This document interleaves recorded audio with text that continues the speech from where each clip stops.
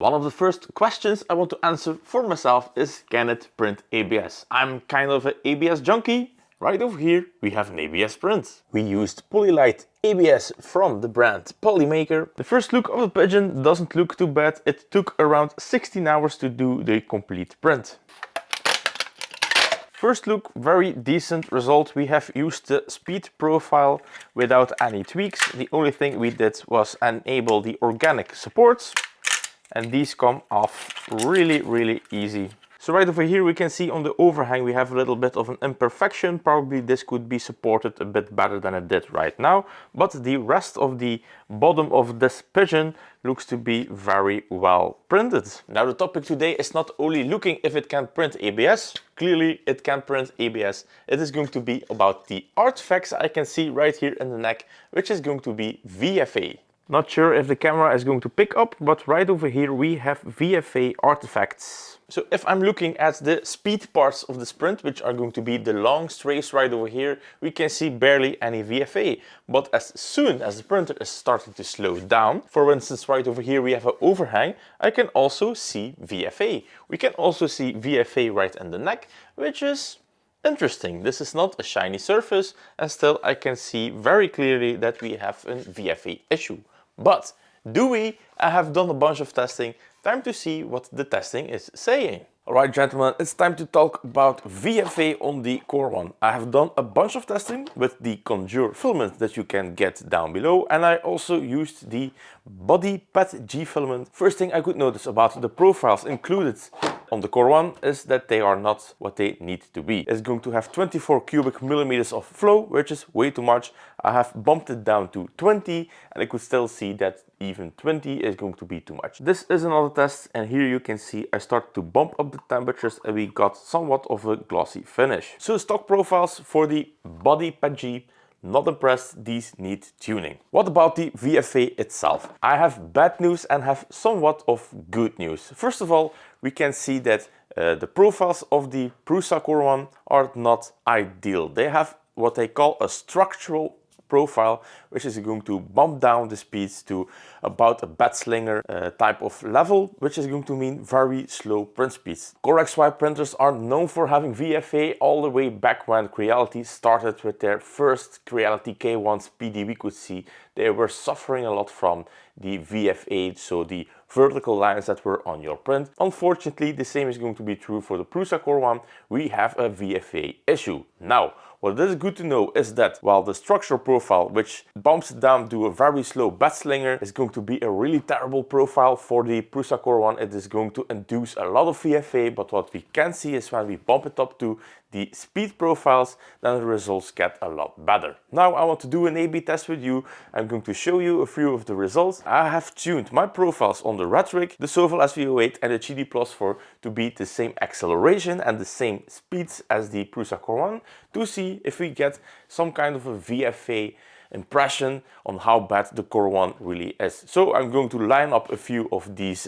little tops that I printed, and I'm going to let you guess which one is the Prusa Core One. So here's a little test for you. Which one is going to be the worst in your opinion? Which one is going to be the Core One? So if you would ask me what is going to be the worst sample right over here, you're probably going to say it is this one. But is it the Prusa Core One? And yes, it is. It's the slow version of the Prusa Core One, 45 degrees. And like we can see, we have a really terrible finish. So the slow profile, which is what I call structural, the S is standing right over here for the structural profile, we can see that we have a bunch of VFA artifacting on the surface finish. Then the second worst one is going to be the Soval SV08, also on the what I call structural, so I have tuned the slicer to be the same acceleration and speeds, and we can see that also the Soval SV08 had quite a bunch of VFA, and I would almost say that it is as bad as the Prusa Core One, but still the Soval SV08 did, in my opinion, a little bit of a better job on fainting these VFA artifacts. So the Prusa Core One right now is going to be the worst of the bunch. And then the second best looking is going to be this one, and this has been printed on the Rhetoric, also on the slow profile, 45-degree angle. We see a little bit of a VFA artifacting. This is going to be the biggest printer in the farm, longest balls, the most idlest and pulleys that you have ever seen. And I think that this is still a very respectable result. Let's take the Prusa Core One next to it. Yeah, so the Rhetoric did deliver a good job, although I would never print the Rhetoric this slow. There were speeds all under 100 millimeters a second, which is just way too slow for a Core XY in my opinion. And then the best results that we have right here in the lineup is no surprise, it is going to be the GD Plus 4. The GD Plus 4 has 1.5 millimeter pitched belts, and we can see right over here that the results, although we have the slightest bit of VFA of one of these sides, yeah, this is just next level quality. The same speeds, the same accelerations, this was dark slow, and we still get a very respectable finish. So the GD Plus 4 is going to be suitable if you are looking into very slow prints. The next results are going to be a little bit more interesting. We have a nice mix and match of the Prusa Core One speed profile. Only thing is we have the 90-degree angle, and then we have about the 60-degree angle, which is going to be the worst angle for basically any Core XY printers. Let's look at what is going to be the best results out of this whole bunch. This is probably going to be a little bit of a hard one to see which is the worst one, so I'm going to grab it for you guys. The worst sample is going to be this one. As you can see, we still have the VFA finish on all the sides.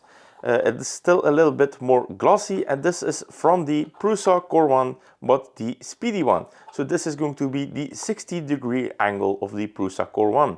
Yeah, not the best results, I think, for a 60-degree. This is going to be the second worst one. We can see VFA on all the finishes, and this is from the Soval SV08, the same angle. So this is around the 60-degree mark. One thing we can see is that the Prusa Core One is still absolutely worse than the Soval SV08. Then this is going to be the next worst result. We can also see there is some VFA artifacting going on. It's a little bit less pronounced, so this is going to be the third one, and this is made by the Prusa Core One 90-degree angle. So we can see that the Prusa Core One is actually able to do decent prints. Only the angles are going to be the main issue.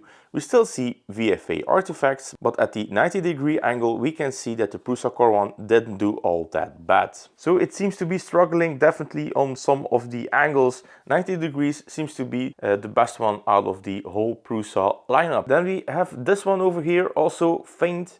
This is also going to be not a pleasing finish. This has been made by the Rhetoric at the 60-degree angle. So this is going to be the finish of the Rhetoric. Also, we have VFA artifacting on the worst angle you can have on what is going to be the bane of any Core XY. Then we have this sample right over here. This is going to be a very close follow-up on the Rhetoric. This has been printed by the GD Plus 4 at the 60-degree angle. We can even see with the GD, even at 60 degrees, the belts are not going to be the fix for the 60-degree angle. Even the GD struggles with that. So this is probably a little bit of a belt, but also motor-induced VFA, just because of the angle. The motors have to fight together to get that angle. So yeah, you can see that even with 1.5 millimeter pitch belts, you will have problems when it comes to the 60-degree angle. Then this one is next. We also have some VFA lines, very minor, but they are still there,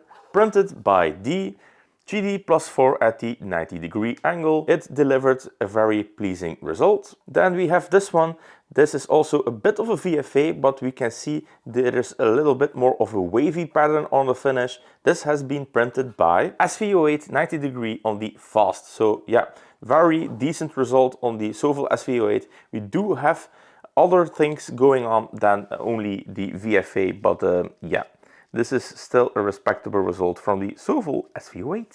And then we have one more sitting right over here. We have a bit of a dull finish, but one thing I can see is the lack of VFA is really clear. We have a little bit on the leading edge right over here, but yeah, this is very close to perfect. This has been printed by the Rhetoric 90-degree on the fast speeds. So this is going to be, for me personally, the best finish I have ever seen. The 90-degree angle on the Rhetoric is going to be the best one, which is actually pretty surprising. I would have thought that the GD would run away with those results, but nope. The Rhetoric absolutely delivered on the 90-degree angle. So you can see that the answer is really not that simple. We can see that all the printers are struggling on the 60-degree angle. Only the Prusa Core One is going to be the worst out of the whole bunch. What we also could see is that the GD+4 with the new belts that they are using, we can see an improved surface finish. We get less VFA than all the other printers. But what is going to be weird is that the Rhetoric, which is not using any special belts, has a bunch of pulleys, has way longer belts, still delivered the best results out of the bunch when it comes to high speed printing. If you are looking more into slow speed printing, then we can see that the GD+4 is going to be the best printer out of the whole bunch that we have tested, with the Sovol SV08 being less bad than the Core One, but that is also going to be a much bigger printer. So yeah, it is also a lot cheaper. You can get 2 Sovol SV08s for the price of 1 Prusa Core One. Yeah, that makes you think, right? Alright, so the conclusion is going to be that all printers suffer from VFA artifacts. Some do it more at lower speeds, some do it more at higher speeds. The belts that is going to be the 1.5mm pitched ones are not going to be the savior of all brands. It seems that there is a little bit of a mix and a match of issues. Some of these are going to be motor-induced VFAs, some of these are going to be belt-induced VFAs. I also had a little chat with Nathan, which we are going to talk about at the end of the video, but right now I want to test one more thing before we close off this topic, which is going to be this right over here. Input shaping on the Prusa Core One.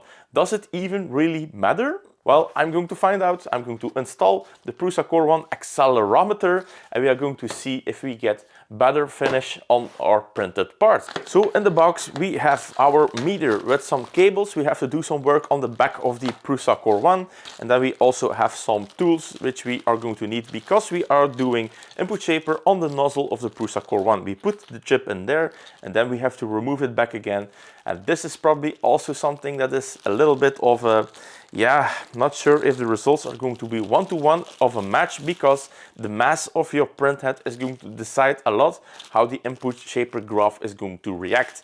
And you are now going to put in some weight with a sensor, you're going to do the calibration, then you remove the sensor and the weight of the calibration. So the weight is not going to be the same anymore, and the resonance that you have on your printer is probably also going to change a little bit. So we are going to see if this kit of 20 euros is going to be worth it and we get better results on the surface finish of the Prusa Core One, or if everything we can see right now is going to be a telltale of the VFA issue that we have right now. Alright, next is going to be making this shake its inputs. So this is going to be the optional 20 bucks that you need to pay to get it installed. And the reason I got the Prusa Core One on the bench is because we need to be right over here in the back. So first of all, we need to remove this plastic cover of the Wi-Fi module. Now we need to remove this back panel. Connect this cable to the body board, and then we need to plug it into the Wi-Fi antenna. Now you can reinstall the covers. There is a little rubber grommet that you can now push out, put the cable through, and this can be connected on the side of the Wi-Fi card. Now we need to connect this board to this cable. We have a little 3D printed jigger thing. Now you need to remove the silicone sock around the heater block, like this. And now we can slide this over the nozzle, like that. And now we can calibrate. This is going to be the setup. We have our board right over here. We have a cable right over here. So now you need to go to the settings menu. And when we scroll down, we can see the tab Input Shaper. Let's press it. Then we have the tab Calibration. So like you can see, we have the x-axis at 60 Hz at the EI, and we have the y-axis 50 Hz, the same shaper. Here we have it. These are going to be the shapers this system is recommending to use. So we are using ZVD input shaper. This is something new. In Clipper we are not using the ZVD, we are using different language, but this is the on Clipper that would be ZV, which is the least aggressive input shaper, and then you have one above that. I think it's ZMV or MZV, something like that. And then we have ZVD, which is going to be the same as the MZV from Clipper. This is going to be one step above the basically no input shaping value. We can see x-axis 52 Hz ZVD, y-axis 61 Hz ZVD. We can apparently store and use computed values. I'm going to say Yes. And here we have them. These are the input shapers. It looks like the shapers they are using are called a little bit different, but I think I found something to compare it to. So right here we can see the difference between the shapers. This is the one it got recommended. We have the sharp one, which is the least aggressive one, the ZV. Then we have ZVD, which is a little bit more of a bell curve. So this is a little bit more aggressive on the input shaping. Then we have a bunch of this, ZVDD and all of that. I think that will be the MZV that you can select right over here. That will be more a bit more in the range of that. And then we have the EI, which is the full line. And there we can see that the input shaper is way more aggressive than the one we are going to use right now. I already told some dumb shit probably about the input shaper.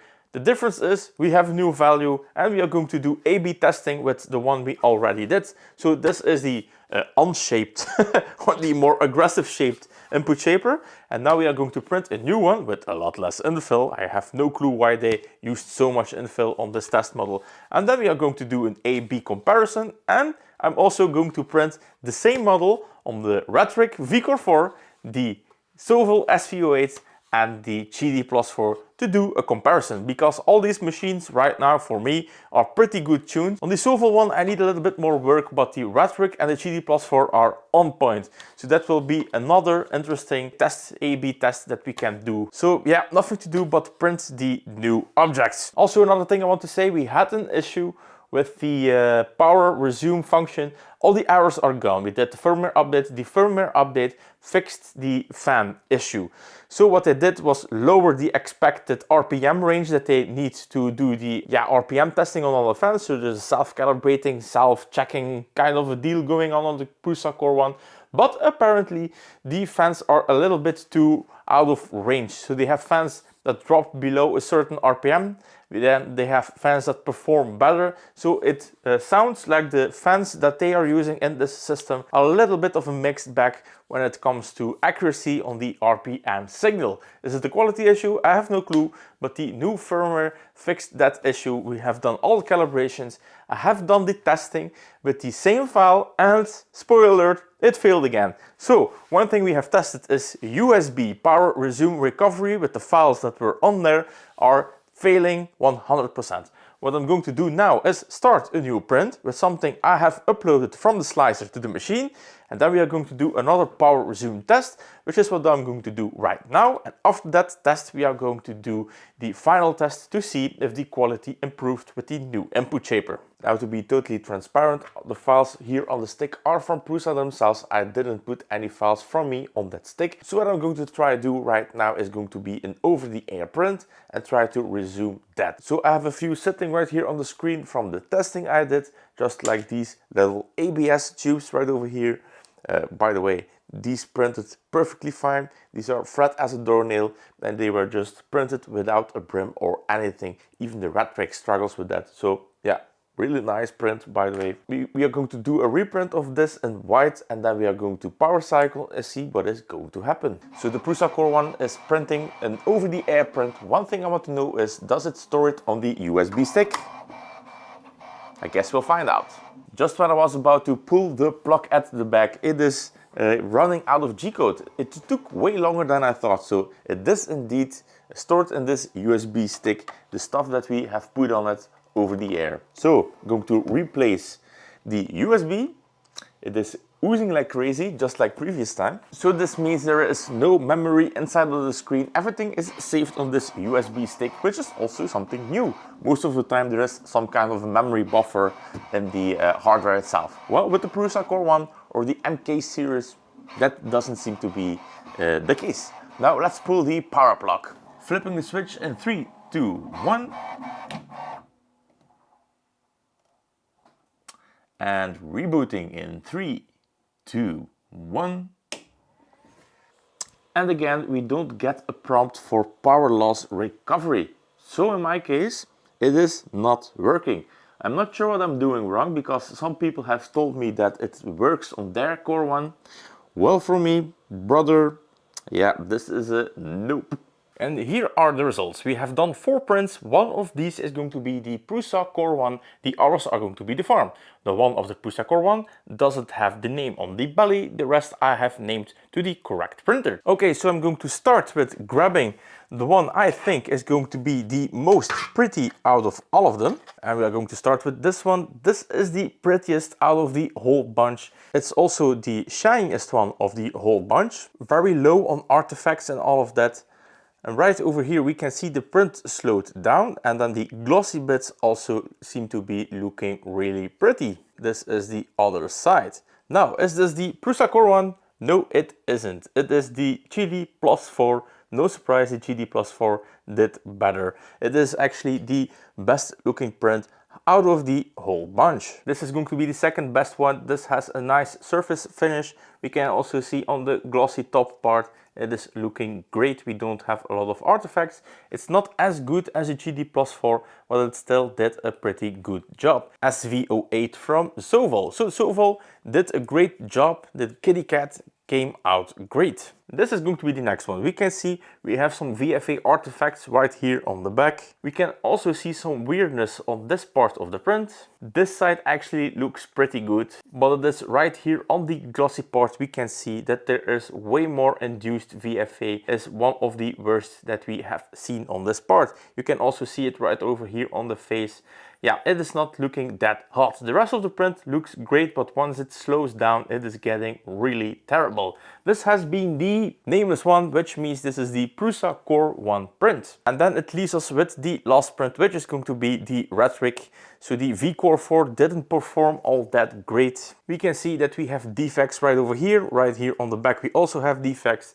The overhangs are also really terrible. And when the printer slows down for the overhangs, we can also see a lot of VFA right here on top. So the printer did fine right over here, but as soon as it slowed down, it got really into that VFA artifacting that we can see right over there. The results are actually pretty interesting. If we look at this test, we could see that the Rhetoric V-Core 4 and the GD Plus 4 did the absolute best in this little top test. But when we go to prints like this, where the printer has to slow down a lot, there are a lot of accelerations going on these prints. We can see that the lineup changes a little bit, and the Rhetoric actually didn't perform all that well. That being said, the Rhetoric doesn't perform well on PLA anyway on my machine because it has been set up to be an ABS monster. We have the ultra high flow adapter in there. The printer is sitting in a closet, so it's going to heat up. We can also see that on the cooling performance.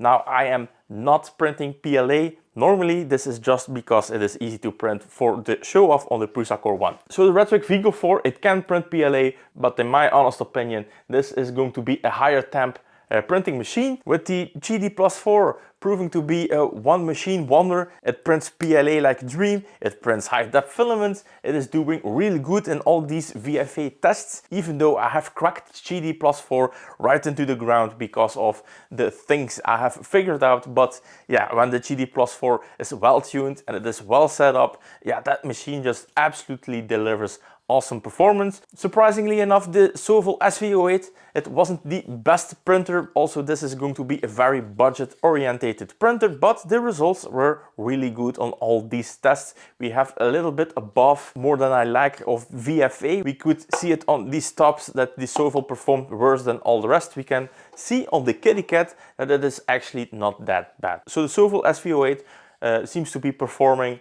about average, I would say. And then we have this Core One. I think Prusa really has a problem with this machine. They will have to figure out what the hell is going on, because yeah, this is the worst VFA producing machine right now in the shop out of the 4 that I have tested. We also have done the input shaper calibrations, and I have reprinted the same file partially just to give you a comparison if the input shaping actually did something or not. And spoiler alert, the results are not that hot. It is looking a little bit better. We can see a little bit more crispiness on the really fine corners, but except for a little bit more of a crispiness on some sides of the print, the results seem to be more on the same line. Also, something I could notice is that this corner really got squished, so the bed leveling failed on that print in my opinion. Squish on this thing is looking absolutely terrible, while this one only had a little bit of a squish right over here. But I'm going to take these things closer so you can have a look yourself. So the biggest part we can see that input shaper is actually doing something is going to be the flat surface right over here. We can see ever so slightly a little bit less noise or artifacting right here on this surface, which we can see right here on the part. So input shaping, it cleaned it up a little bit, but we can still see that there is a lot of noise right here on the surface. When we look at this part of the print, and I mean this part right over here and this part right over here, we can also see the same thing. We have ever so slightly less noise on this part of the print than we can see right over here. We still have the VFA artifacting going on, like we have it right over here, but the waviness is a lot better. We now see it is pure VFA artifacts, and the wavy texture seems to be a lot less than we had with the previous input shaper. Also this part right over here, if we compare it with this part, we can see that the finish is actually a lot cleaner than we can see right over here. So while the input shaping on this machine did a little bit of an improvement on the surface quality, we don't see the miracle solution, which is going to be getting rid of those bloody VFA artifacts. So input shaper, do you need to buy it? Do you need to buy the add-on and do the calibrations like I did? If you want better quality, I would say probably yes, it would be a great idea to do your own calibrations. Is it absolutely necessary? If I compare it with this print, it is about 95% on the way of the quality we get right over here. So if you are really nitpicky, then I would say I recommend you to do the calibrations, but like I said, Prusa has bigger issues. The VFA is ruining the surface quality more than the input shaper is doing right now. So yeah, Prusa needs to get back to the drawing board. That brings me to the next part, that I had a little chat with one of the previous devs of the Prusa ecosystem. That dev designed the extruder, or better called the Nathan's extruder. So I had a little chat with Nathan, and the things that he said were a little bit surprising to me. So I'm going to share some of the conversations I had with Nathan. And before that, I'm going to have a little drinky poo. Cheers, genitals. Because yeah, the conversation was really frustrating to see how Prusa is throwing away all the talent they had in-house and how they are reluctant to do anything about it. So Stephen C, if you're seeing this, the Woodford Reserve, you recommended it to me. By the way, if you want to know what I think about it, ooh, smooth. Not bad. Thank you very much for the recommendation. I'm sober enough to know what I'm doing, and I'm drunk enough to really enjoy doing it. Okay, so first of all, Nathan, if you're watching, thank you for reaching out to me. Nathan, like I said, is one of the previous devs of the Prusa ecosystem, and he had a lot of things to say about the VFA problem that is plaguing the Prusa Core One. While he is saying that the belts are probably going to be the problem, he also mentioned to me that the motors that are in the system right now, so these are the motors of the MK platform, that these have been previously built by the LDO manufacturer. You probably know LDO from all the motors that they make and the kit of the Voron 2.4 series. So yeah, they switched out the motors from LDO to what he calls the AliExpress Special. So is the quality going to be the same? They still call it the low VFA motors.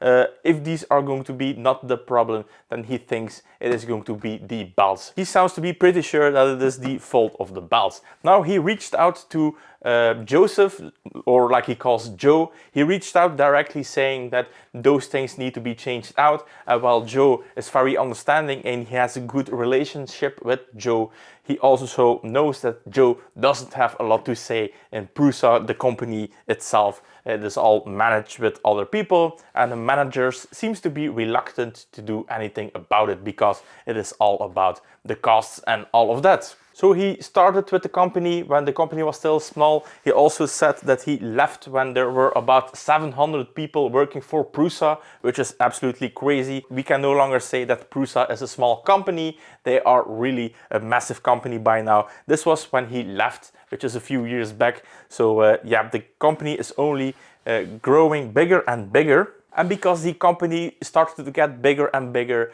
the devs like Nathan had less and less to work with. a lot of the ideas or a lot of the changes that they were trying to push were just cancelled by management, which is probably why we now get the Prusa Core One in the state that it has been delivered. Now, this is going to be a two-sided piece of the story, because on one hand, I think I know why they are not doing the changes, because right now you can take all of the components of the MK4, replace it and use it with new kit on the Prusa Core One for about 500 euros. If you have to include new belts and new pulleys, do some software tweaks to make it work, everything is going to cost a lot more than it is already, because the kit is 500 euros, I think. If I'm wrong, it's going to be this. So it's going to be a mixed bag of reusing components, putting them in a new machine. So you are basically working with what I call legacy hardware. Also, the firmware that they are using is not up to date like a clipper or anything like that. There is also no input shaper like we have seen, because the board and the toolhead doesn't support it. You can do it with the way they are doing it right now, but the way you need to do your input shaper, I'm not really convinced that this is going to be the best way. We could see some improvement, however small. So yeah, it is going to be hard to try and recoup everything from the MK4 and putting it in a new system. So that is the part that I think Prusa was also concerned about getting it as cheap as possible, so the 500 euros. So that means that they need to make compromises, because you are working with legacy hardware. Is this going to be a problem? Apparently right now, I think it is. Even with the high speed profile, we can see that the Prusa Core One performed as one of the worst out of the bunch in VFA, so the artifacts on that surface.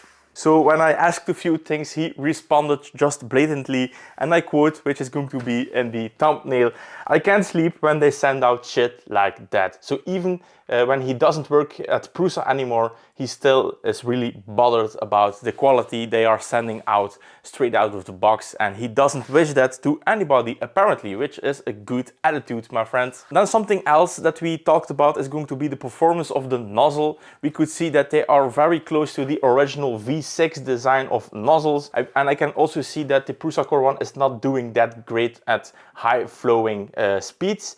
Anything above 20 millimeters cubed seems to be problematic with that nozzle, even though it is a high flow. I asked him about it, how hard it would be to change it out, and he told me that at 2019, when he asked to do nozzle changes, they couldn't even budget 1 freaking millimeter. So to quote him directly, to be fair, they made a choice and it does the goal very well. If I had made the nozzle longer, they would need to adjust all the retracts. Lol, they were concerned about the retracts, which is basically a non-issue. This is just a day worth of tuning for an engineer with a bunch of filaments. So it is basically, in his opinion, a non-issue. This is also the reason why we are stuck with the nozzles that they are using right now, because they don't want to do any changes that are not absolutely necessary. So in the opinion of Prusa, the flow that this machine is providing you, they deemed it as more than enough for what you are getting. I don't think I agree with that opinion. Then he also told me that back in the day when he left, management blocked all creativity. To be honest, Joe was basically the only one who understood, Joe being Joseph Prusa, the boss man himself. Because I was basically fighting other people to stand up for Joe in his own company. You can imagine I didn't make a lot of friends. They were all out of themselves, and I wasn't used to that style coming from the US originally. So he really feels sorry for Joe and the way the company is going right now. But yeah, for the management, he basically said. So in conclusion, what we can take out of this video today is Prusa has a bunch of work to do. The VFA, in my opinion, for a machine like this is unacceptable. There is basically no way to do a print without having severe VFA artifacting. As soon as this printer is going to start slowing down the speeds, then the VFA is just out of this world. So I agree with Nathan that there are things that need to be done. If that means changing out the belts and the pulleys on the motor, so be it. But right now, I don't feel comfortable seeing people buying this system for 1100 euros or 1300 assembled. For that price, you can almost get 2 GD Plus 4s right now, which we could see performed way better than the Prusa Core One, and also with a bigger build volume and heated and all of that. Of course, Geely is a Chinese company, this is a Europe company, so I'm still rooting for Prusa to do the right thing, but I think we need to give Prusa a little bit of a smack in the ass to make them do the right thing. Okay, so right now it is all up to you guys. Leave some comments down below. Let me know what you think about what is happening with the Prusa Core One. Am I right? Is Nathan wrong? Or are you just complacent and happy with whatever the hell Prusa spits out there? I have also seen they are planning to do a revision on the MMU that they have. They want to do something that you can place right here on top. It is not finished. They are also working on an MMU to put on the side to make this a multi-color system. Even though we have no filament color, we have no purge bucket or anything like that. It is just dumping everything of filament right here in the corner, which is also a little bit weird in my opinion. So right now I have to do a lot more testing that we did right now. We only tackled the VFA artifacts. Next thing is going to be nozzle changes. We are going to do abrasive filaments. We are going to do TPUs, PAs. We are going to try every filament that we have right here in the shop for the final review. I am really happy that the software update fixed the bad fan issue, which is just, yeah, it seems like they have fans that are not performing that well, so they have lowered the RPM requirement to do the self-check successfully. The way they implement input shaper, like I told you, not a big fan of it. It is going to be a really expensive machine, and while it works great, the prints are all coming out with 100% success rate, which is probably going to be what Prusa is going to be expected for. The quality of the prints right now is far from yeah, what we need to be to recommend this system to you guys. All right, that is going to be enough rambling for me. Guys, thank you for watching, and I see you in the next one.